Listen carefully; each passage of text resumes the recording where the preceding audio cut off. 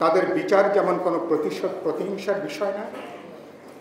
এই 16 বছরে যারা অপরাধ সংগঠিত করেছে তাদের বিচারও এটা ন্যায্যতার প্রশ্ন, এটা ন্যায্যতার প্রশ্ন, এটা সুবিচার করবার প্রশ্ন, এটা জাস্টিসকে নিশ্চিত করবার প্রশ্ন। এটা নানা যুক্তিতে এই প্রধান দায়িত্বকে এড়িয়ে যাবার কোনো সুযোগ নেই। গত 24-25 দিনে বললেন আমরা বিশাল যে গণ আন্দোলন, গণজাগরণ, গণ অভ্যুত্থান, গোটা ব্যবস্থাটা ঔপনিবেশিক আমলে পাকিস্তানের এই যে 23 বছর বা আমাদের 53-54 বছরে আবার নানাভাবে জেঁকে বসছে। আবার রাষ্ট্রের রিপ্রেসিভ যে ইনস্টিটিউশনগুলো, কোয়ার্সিভ যে প্রতিষ্ঠানগুলো থেকে শুরু করে সমস্ত পর্যায়ে আবার আগের জায়গায় সংহতভাবে আবার কিন্তু চেপে বসছে।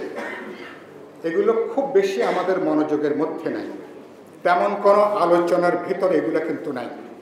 গণ আন্দোলন, গণজাগরণ, তাহলে আপনি আপনার গোটা রাষ্ট্র ব্যবস্থা কোনটাকে উপড়িয়ে ফেলবেন?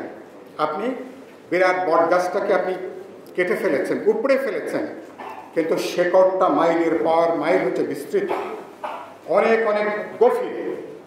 এর রাজনৈতিক শেকড়, অর্থনৈতিক শেকড়, সামাজিক, সাংস্কৃতিক, এমনকি আদর্শিক শেকড়, বহুমাত্রায় মন মানসিকতার দিক থেকে পর্যন্ত খুব কঠিন লড়াই, খুব কঠিন কাজ।